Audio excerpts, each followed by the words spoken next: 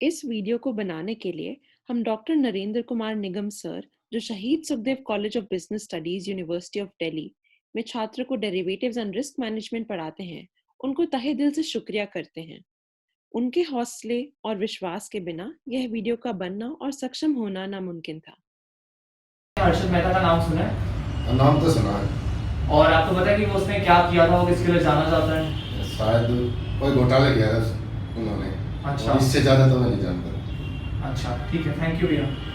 क्या आपने हर्षद मेहता का नाम सुना है? हाँ सुना तो है, हमारे स्कूल में बिजनेस टीचर ने बताया था। क्या आपको याद है कि आपके बिजनेस टीचर ने क्या बताया था? इतना कुछ खास ज्यादा याद नहीं, बट इतना पता है उसने कोई स्कैम किया था। अच्छा। मैम, आप मेरे को बताइए, क्या आपने हर्षद मेहता का नाम सुना है? हाँ सुना है। आपने क्या सुना है हर्षद मेहता के बारे में फिर? यही कुछ कि उसने कुछ स्टॉक मार्केट का घोटाला किया था और शायद कुछ बैंकों से पैसा लिया और वापस नहीं किया, तो फिर उसको जेल हुआ शायद। इससे ज़्यादा मुझे नहीं कुछ मालूम है। तो इस बात को जानने के लिए कि हर्षद मेहता को कितने लोग जानते हैं या फिर उसके किए गए घोटाले के बारे में कितने लोगों को ज्ञात है, हमने एक सर्वे किया। और ये सर्वे दो प्रकार से किया गया। पहले हमने इस सर्वे के लिए एक फॉर्म बनाया जिसको हमने ऑनलाइन भिजवाया लोगों को और उन्हें कहा कि वे भरें इस फॉर्म को।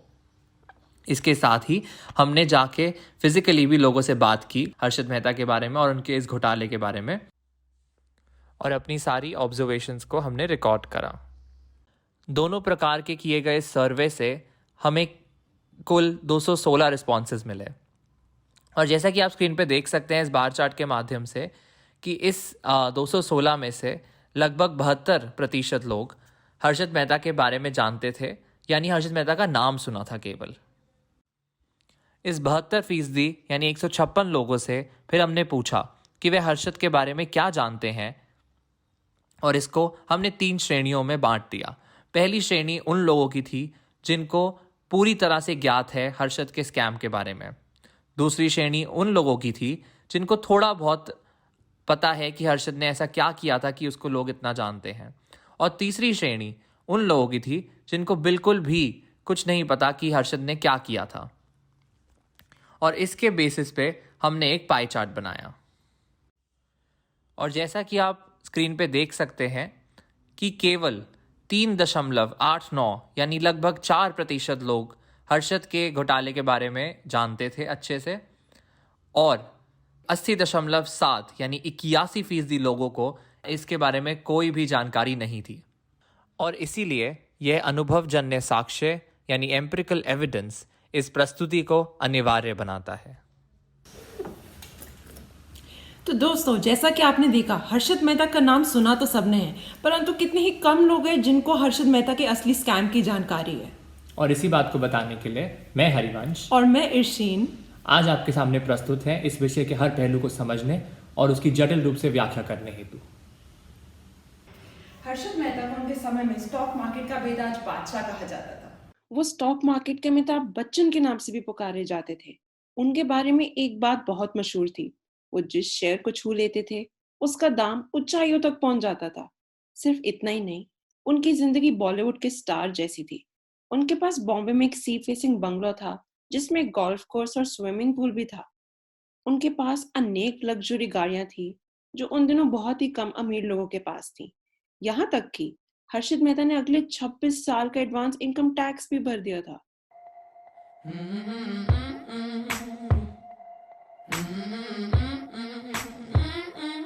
पर हर्षद मेहता की ये मजेदार और सक्षम जिंदगी कुछ ही समय चली और उनको जल्दी जेल हो गई।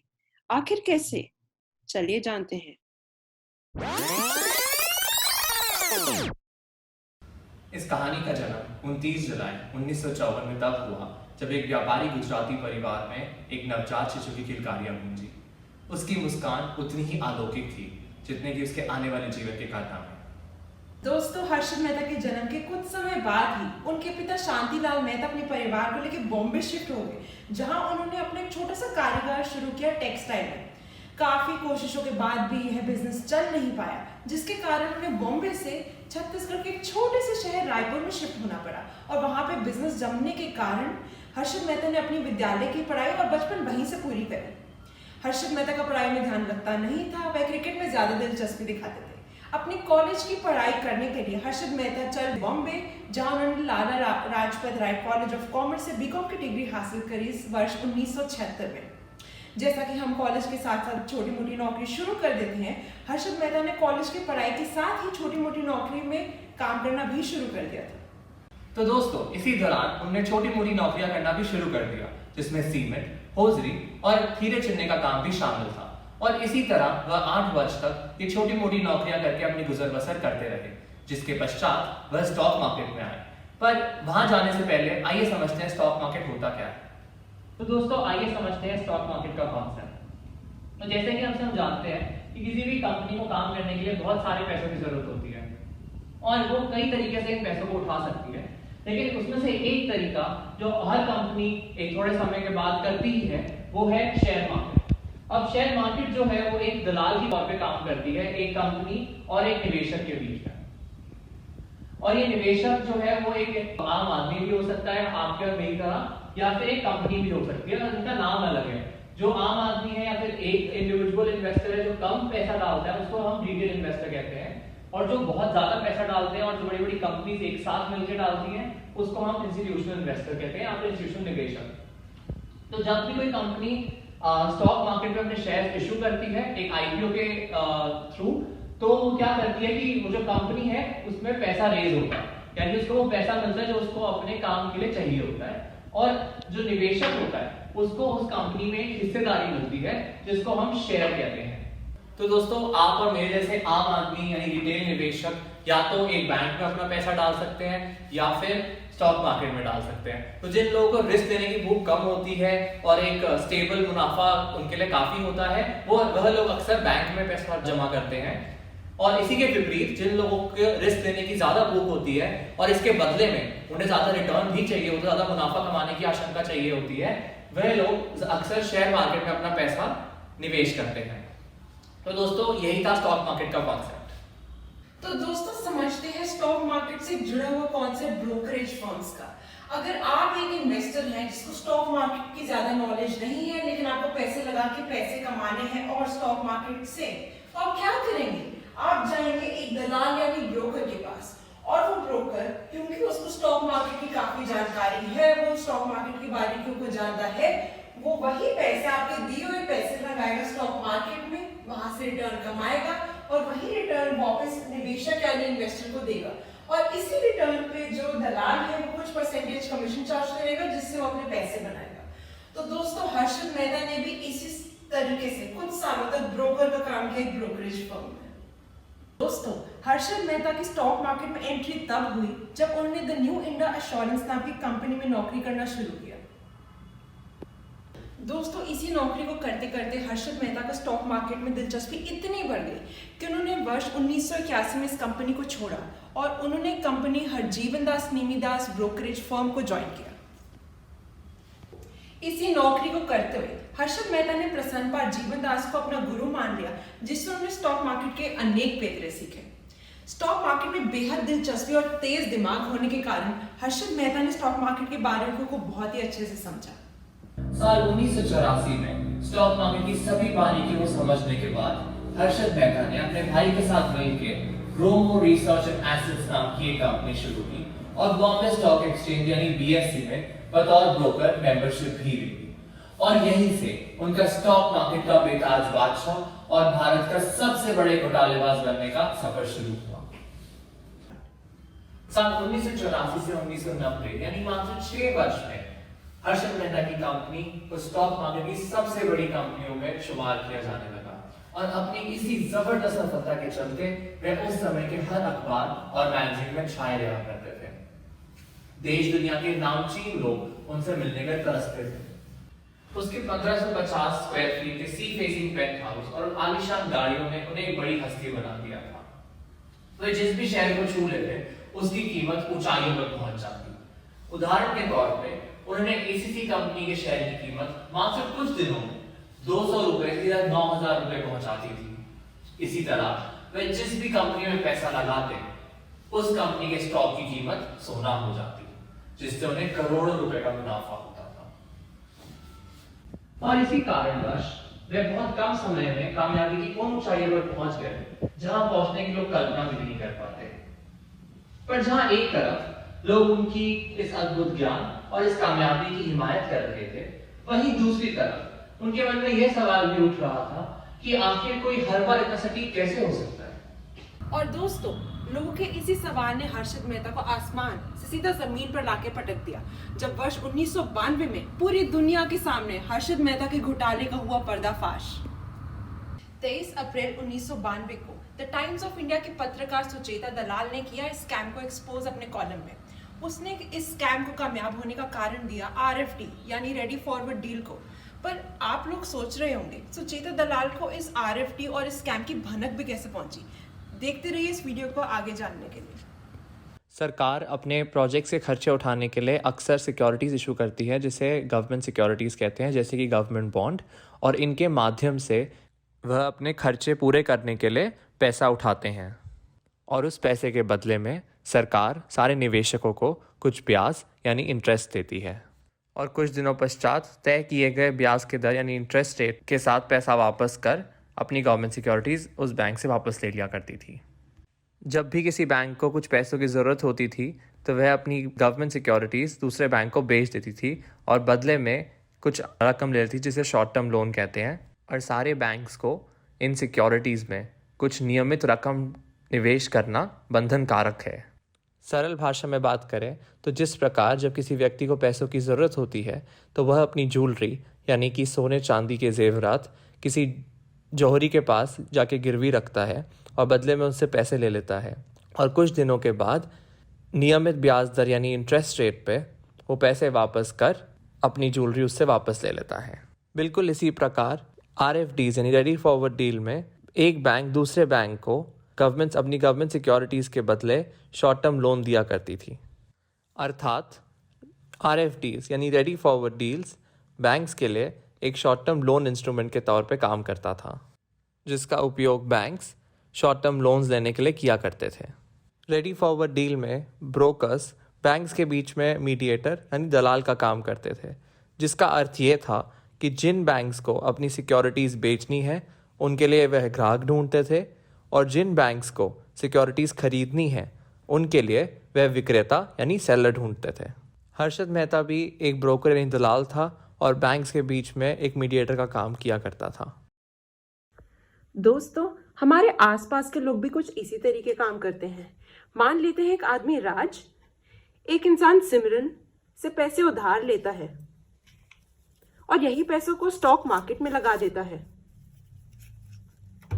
और जब सिमरन अपने पैसे वापस मांगती है तो राज किसी और इंसान सुरेश से पैसे लेकर सिमरन को पैसे लौटा देता है। और जब कुछ ही समय बाद सुरेश अपने पैसे राज से वापस मांगता है तो राज किसी और से पैसे लेता है जो ज्यादा होते हैं कीमत में, और सुरेश को उसके पैसे लौटाकर बाकी बचे हुए पैसे स्टॉक मार्केट में मुनाफा कमाने के लिए लगाता है। तो दोस्तों, इसी तरीके से पैसों का लेन देन का चेन सिस्टम चलता रहता था और यही टेक्निक को हर्षद मेहता ने अपने स्कैम में जबरदस्त इस्तेमाल किया, जिससे जिस प्रकार उसके हाथ हमेशा मोटा पैसा बना रहता था जो स्टॉक मार्केट में डालता था और इसी से मोटा पैसा कमाने की क्षमता रखता था। जब हर्षद को और पैसे की ज़रूरत पड़ने लगी तब उसने अपने इस स्कैम को एक कदम और आगे बढ़ाया और इस बार तो उसने सारी हदें पार कर दी। कुछ बैंक के साथ मिलके उसने एक फेक यानी नकली बैंक रिसीट बनवाई और उन्हें इस्तेमाल करना शुरू कर दिया। जिन बैंक्स को गवर्नमेंट सिक्योरिटीज़ खरीदनी होती थी यानी कि ग्राहक बैंक, उनको हर्षद फेक यानी नकली बैंक रिसीट देता था और बैंक ये समझकर उसको उसके बदले पैसा देती थी कि जो बैंक रिसीट है वो असली है और उन्हें गवर्नमेंट सिक्योरिटीज़ मिल चुकी हैं, जबकि ऐसा बिल्कुल भी नहीं था।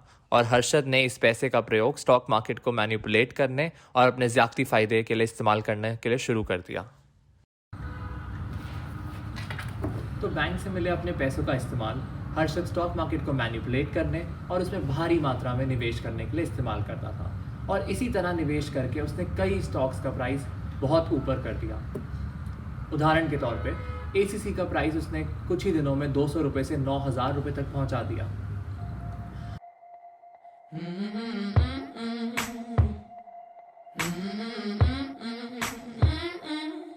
और और इसी तरह हर्षद मेहता ने स्टॉक मार्केट में भारी मात्रा में निवेश किया, जिसके कारणवश स्टॉक प्राइसेस में बहुत उछाल आ गया। इस उछाल की वजह से एक तेज़ी का माहौल बन गया, जिसे मद्देनज़र रखते हुए लोगों ने भी स्टॉक मार्केट में भारी मात्रा में निवेश करना शुरू कर दिया। इस निवेश के कारण थोड़े समय में स्टॉक मार्केट अपने पीक पे पहुंच गया, यानी जब जो भी निवेशक है उसको एक अच्छा खासा मुनाफा हो अगर वो उस वक्त बेचे अपना शेयर, और यही हर्षद मेहता ने किया।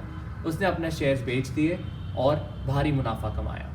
इस मुनाफे का इस्तेमाल उसने बैंक्स को उनका पैसा लौटाने और बदले में अपनी नकली बैंक रिसीट लेने में किया, और यह सिलसिला काफ़ी लंबे समय तक चलता रहा और तब तक चला जब तक स्टॉक मार्केट में तेज़ी का माहौल रहा और स्टॉक प्राइसेस ऊपर जाते रहे। लेकिन उसके बाद स्टॉक मार्केट में मंदी का दौर आया। तो दोस्तों, जब स्टॉक मार्केट में बियर रन यानी मंदी का दौर आया, तब स्टॉक मार्केट में शेयर्स का दाम लगातार गिरने लगा, जिससे हर्षद मेहता को काफ़ी भारी नुकसान हुआ और इसी कारण हर्षद मेहता बैंक्स को अपना उनका पैसा नहीं लौटा पाया। और तभी बैंक्स के बीच बहुत तेज़ी से हलचल मची, क्योंकि हर्षद मेहता ने बैंक से हज़ारों करोड़ों रुपए का पैसा खाया हुआ था। और इसी हलचल के बीच पत्रकार सुचेता दलाल ने की हर्षद मेहता पे भारी खोज, और उसने पता लगाया कि इस स्कैम का कारण क्या था, और तभी उसने अखबार में स्कैम को किया एक्सपोज पूरी दुनिया के सामने।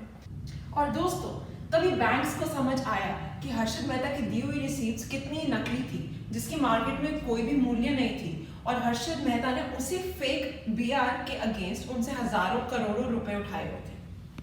और दोस्तों, इसी दौरान भारतीय बैंकिंग सिस्टम में करीब 3 से 4 हजार करोड़ का नुकसान हुआ, और इसी खबर के फैलने पर स्टॉक मार्केट एकदम से हो गई क्रैश। बहुत से इन्वेस्टर्स को काफी नुकसान हुआ, यहाँ तक कि विजय बैंक के चेयरमैन ने, जिन्होंने हर्षद मेहता के नाम पर चेक इशू किए थे, उन्होंने तो खुदकुशी भी कर ली।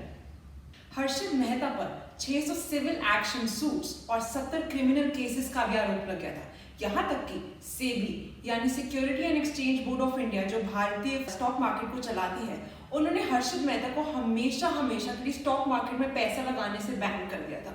और दोस्तों, हर्षद मेहता को रखा गया था थाने जेल में, और कुछ दिनों बाद ही उनकी छाती में दर्द शुरू हुआ, जिसके कारण उनको नजदीकी हॉस्पिटल में एडमिट किया गया। 31 दिसंबर 2001 को जब सब लोग नए साल शुरू होने का जश्न मना रहे थे, यही हर्षद मेहता अस्पताल में अपनी मौत से लड़ रहा था। और दोस्तों, नए साल के नए दिन चढ़ते ही 12:30 रात को ही हर्षद मेहता की मृत्यु हो गई। लोगों का ये भी मानना है कि उसकी मृत्यु पर भी उसके खिलाफ 27 केसेस पेंडिंग थे। और दोस्तों, यहाँ पर उस 16 जून 1993 की प्रेस कॉन्फ्रेंस का जिक्र है, जहाँ पर सबसे बड़ा खुलासा हुआ था कि इस घोटाले में भारत के पूर्व प्रधानमंत्री पीवी नरसिम्हा राव का भी बहुत बड़ा हाथ था।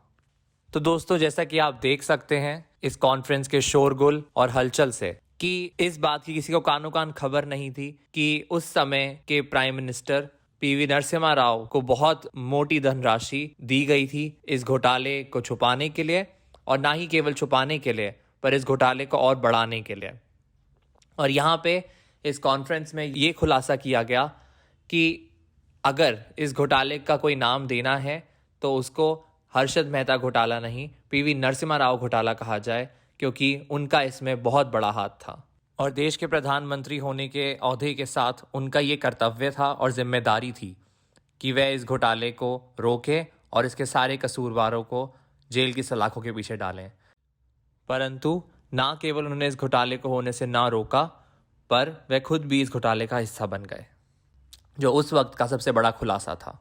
हालांकि बाद में पीवी नरसिम्हा राव को क्लीन चिट दे दी गई थी, जिसका मतलब ये था कि उन्हें इस घोटाले की किसी भी घटना के आसपास होने से वंचित बताया गया था। परंतु ये बात आज तक एक कॉन्स्पिरेसी थ्योरी बन के रह गई है कि क्या पीवी नरसिम्हा राव का इसमें हाथ था, या फिर ये भी हर्षद मेहता के तेज मस्तिष्क से निकली एक सोची समझी चाल थी, ताकि वह देश के सबसे ज़रूरी और अहम व्यक्ति यानी कि देश के प्रधानमंत्री को भी अपने साथ लेके डूबें। क्योंकि इस बात की आज तक पुष्टि नहीं हो पाई है कि क्या इस घोटाले में पीवी नरसिम्हा राव का हाथ था या नहीं, इसलिए दोस्तों हम केवल सोच ही सकते हैं कि आखिर वह क्या कारण था जिसके चलते हर्षद मेहता ने देश के प्रधानमंत्री को इस घोटाले में शामिल होने का जिम्मेदार ठहराया। तो दर्शकों, वीडियो देखने के लिए आपका तहे दिल से धन्यवाद और हम आशा करते हैं कि इस वीडियो के माध्यम से आपको हर्षद मेहता के घोटाले की इस घटना के बारे में भरपूर जानकारी मिल गई होगी।